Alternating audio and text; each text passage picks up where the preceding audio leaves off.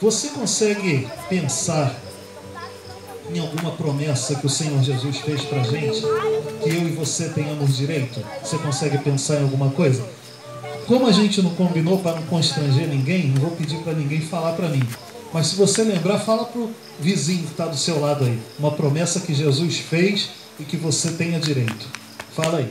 A Cris fala para o Tiago, a irmã Angelita fala para a Márcia. Tá? Vamos fazendo assim. Pensa aí. Fala para aí, Márcia, qual foi a promessa que Jesus fez que você consegue se lembrar? Fala aí. Fala baixinho aí entre vocês e o outro fala para o outro. Já falaram? Lembraram? Olha, dentre tantas promessas essas que a gente pensou e falou aí, que foram feitas pelo Senhor para nós, Ele também nos prometeu que um dia irá voltar. Ou temos uma outra opção. Toda a nossa geração vai partir desta vida para a eternidade por meio da morte. Ou Jesus volta e leva a gente para a eternidade, ou a gente morre e vai para a eternidade. A eternidade é o nosso destino, a gente está indo para lá. Todo mundo. E a Bíblia tem alguns detalhes, alguns ensinamentos importantes que a gente não pode ignorar. A Bíblia diz, por exemplo, que aos homens, mulheres, a todos os seres humanos, está ordenado que morram uma só vez. Não existe segunda chance. Segundo a Bíblia, não existe segunda chance, de acordo com a Bíblia. De acordo com as religiões, sim.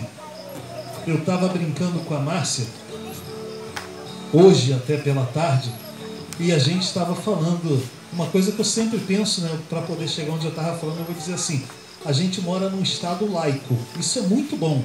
O estado laico significa que nós temos liberdade de expressar a nossa fé, seja ela depositada em quem a gente quiser, onde a gente quiser.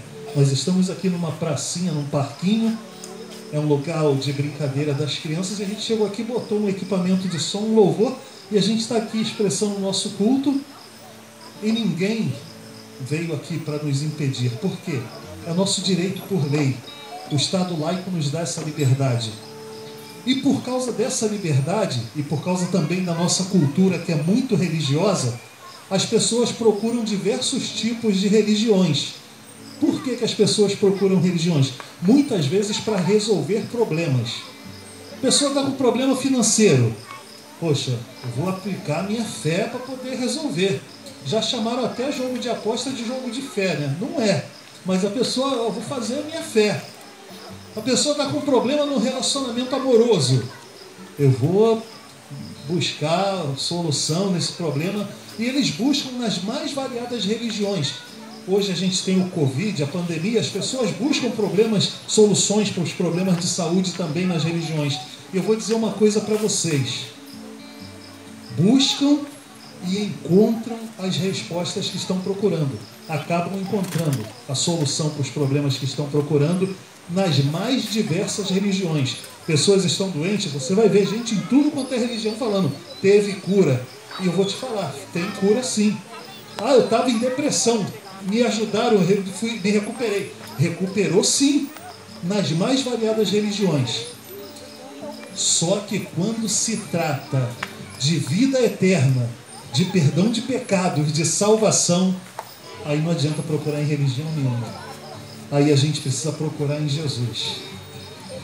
E eu estava brincando com a Márcia, por causa dessa história do Estado laico, da liberdade religiosa, a gente pode crer em quem a gente quiser. Eu brinquei com a Márcia algumas vezes que ela fazia alguma coisa que me agradava, aí eu falava assim: você agora fez igual um falso profeta, falou tudo que eu gostaria de ouvir. Esse é o grande problema que a gente tem. É claro que a gente tem todos os benefícios da liberdade religiosa, mas também tem todos os riscos, não é? Que a gente também, os falsos profetas também têm direito à voz. Eles podem falar abertamente, publicamente, e ninguém pode impedir. Então muitas pessoas creem em falsos profetas porque a Bíblia diz que no dia do julgamento pessoas se aproximarão de Jesus dizendo assim: Senhor, no teu nome nós profetizamos nós operamos milagres no teu nome, Senhor, nós fizemos maravilhas e expulsamos demônios. E Jesus vai dizer para essas pessoas que fizeram isso: apartem-se de mim, vocês que praticam iniquidade, eu não conheço vocês. São falsos profetas, mas fizeram milagres, expulsaram demônios, operaram maravilhas. E eu estou dizendo para vocês, em qualquer lugar você consegue esse resultado, mas não é em qualquer lugar que você consegue salvação e vida eterna. Aí quando a Márcia falava uma coisa que eu não gostava, que ela me chamava a atenção, agora você falou igual um profeta, porque geralmente uma voz vinda da parte de Deus, uma palavra vinda da parte de Deus, vai contrariar a vontade da nossa carne, a nossa natureza carnal, pecaminosa. O que a gente quer? O que o Senhor Jesus falou que quando Ele voltasse Ele ia encontrar aqui? Jesus falou assim: quando eu voltar, o mundo vai estar semelhante aos dias de Noé. Como é que foi o mundo nos dias de Noé? Por que Deus mandou o dilúvio? Pode falar em voz alta aí que eu quero ouvir. Vai ser um coral, todo mundo vai responder a mesma coisa. Por que Deus mandou o dilúvio? Eu escutei 2 ou 3. Por causa do pecado. Exatamente, a Bíblia relata isso. O povo entrou, todo mundo na iniquidade, no pecado. Deus falou: vou destruir, vou mandar o dilúvio. Por que Deus mandou fogo do céu e consumiu Sodoma e Gomorra? Fale mais alto. Foi baixinho, mas foi também por causa do pecado. Eles pecaram tanto que quando os anjos apareceram lá na casa de Ló, eles tentaram até relacionamento sexual com anjos. Queriam estuprar anjos, para vocês terem ideia de tamanha perversidade que estava acontecendo ali. E a Bíblia relata para a gente que por causa do pecado, Sodoma e Gomorra foi destruída, a população, a geração de Noé foi destruída. Só que quando o Senhor Jesus fala assim: na minha vinda, a população, o mundo vai estar como nos dias de Noé. Aí você pensa, cheio de pecados? Jesus não falou do pecado deles. Sabe o que o Senhor Jesus falou? Eles estariam preocupados com o seu bem-estar, com a sua zona de conforto, com comida, bebida, casar-se e dar-se em casamento. Foi isso que o Senhor Jesus falou. Será como nos dias de Sodoma e Gomorra: comiam, bebiam, casavam-se, davam-se em casamento. Jesus podia falar, todo mundo estaria pecando. Ele não falou do pecado. Sabe por quê?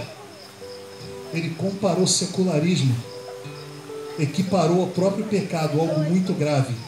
E nós que cremos e já servimos ao Senhor Jesus, a gente luta constantemente contra o pecado, mas nem sempre a gente luta contra o secularismo. Nem sempre. E quando a gente precisa buscar o Senhor em casa, devocional, leitura da Bíblia, oração, intercessão, a gente está tão ocupado. Lembra de Marta e Maria? E que reclama até de quem está buscando ao Senhor.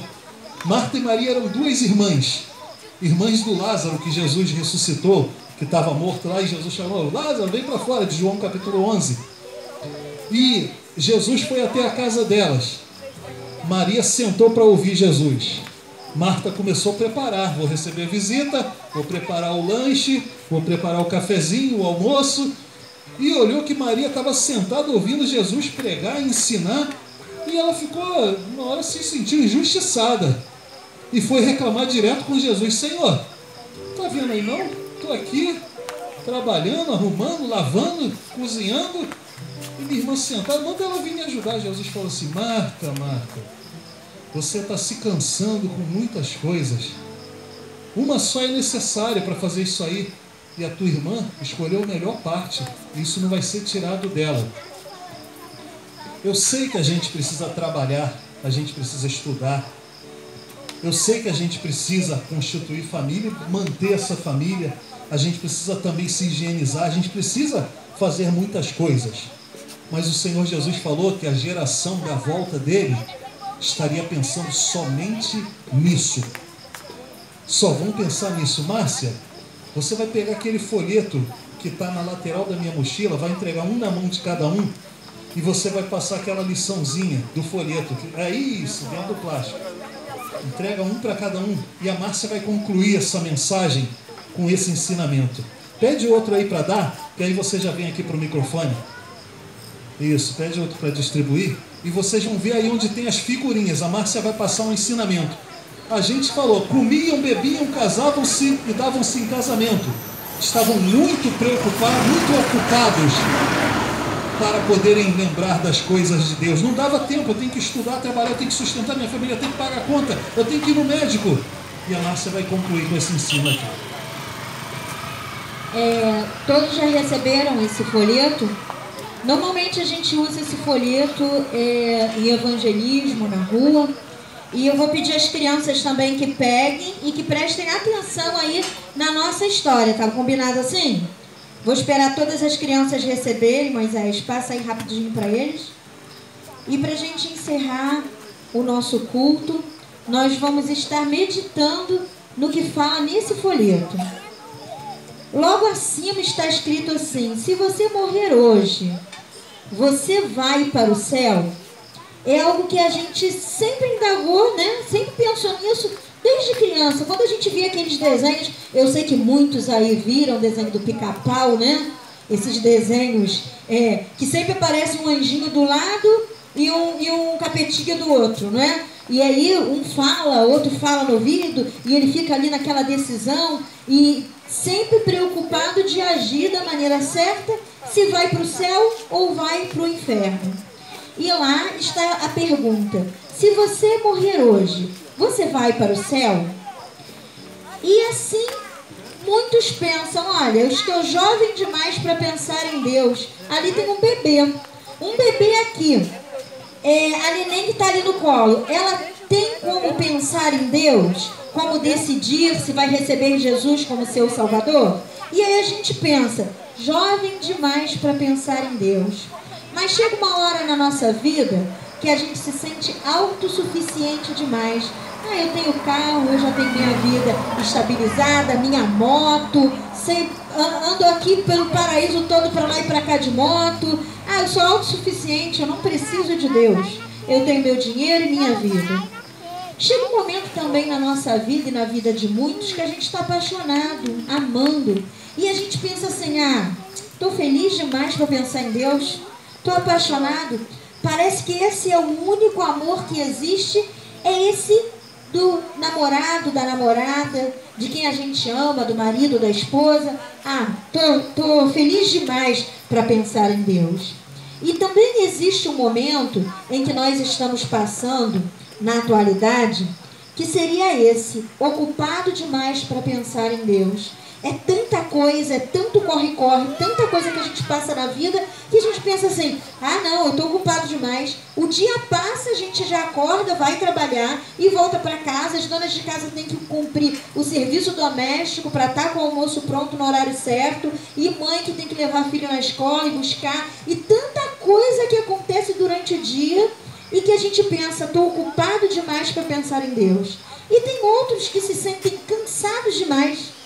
Não, estou cansado. Eu vim aqui para o paraíso, foi para descansar. Não foi para pensar em Deus.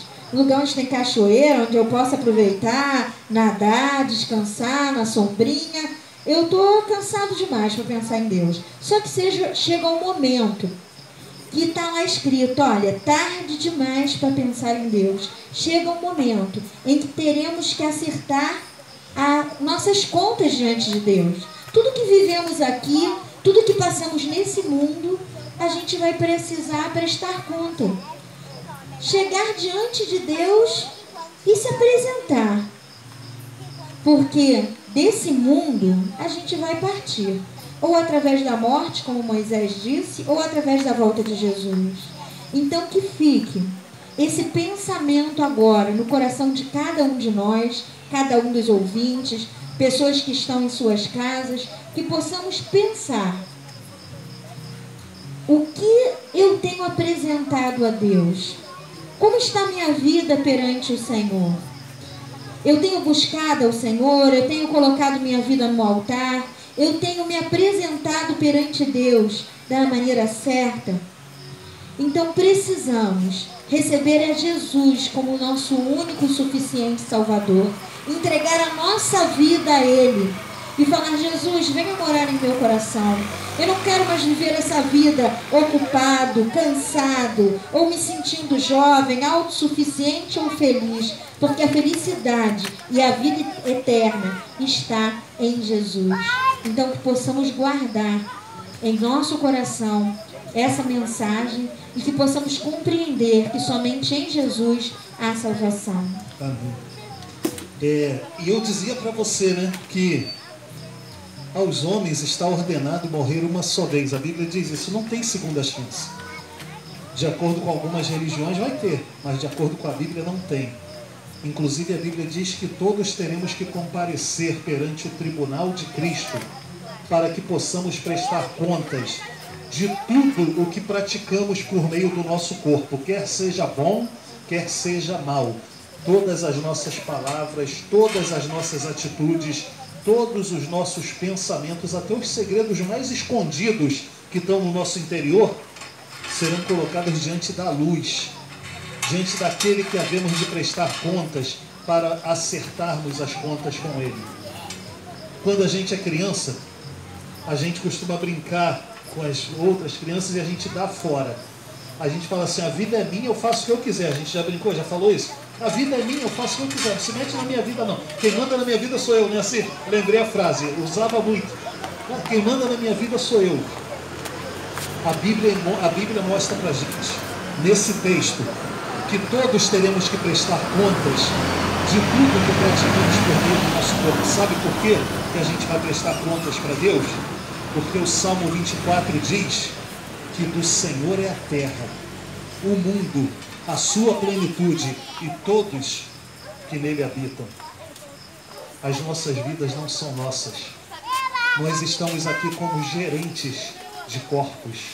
Nós estamos aqui como encarregados de corpos que pertencem ao Senhor. Esse corpo mais ou menos que eu tenho aqui foi Deus que me emprestou. Falou assim, fica lá gerenciando. Eu não sei se ele vai me dar 70 ou 100 anos. Eu tenho 50 atualmente. Não sei se chega a 51. Mas eu estou gerenciando algo que pertence a Deus. E quando terminar aqui, após a morte, segue-se o juízo. Seja pela morte ou seja pela volta de Jesus, todos teremos que comparecer perante o tribunal de Cristo para prestar contas, porque Ele é o dono dessas nossas vidas. Se gerenciamos bem, nós seremos muito bem recompensados. Se fizermos mau uso dos nossos corpos, a Bíblia tem uma lista lá, ficarão de fora, né? Assustadora. Eu vou resumir, ficarão de fora todos que acharem que são bons demais para aceitar Jesus e se arrepender dos pecados. Todos que acharem que vão dar um jeito de serem salvos porque são boas pessoas, porque não têm inimigo, não fazem mal para ninguém, ficarão de fora. Todos aqueles que não se comprometerem com Jesus, assim como um marido se compromete com a esposa quando ele vai casar-se, quando o noivo vai casar com a noiva, ele coloca uma aliança, e geralmente a aliança é bem grossa para todo mundo ver. Significa, olha, comprometido, tem dono, não é bagunça, não está disponível.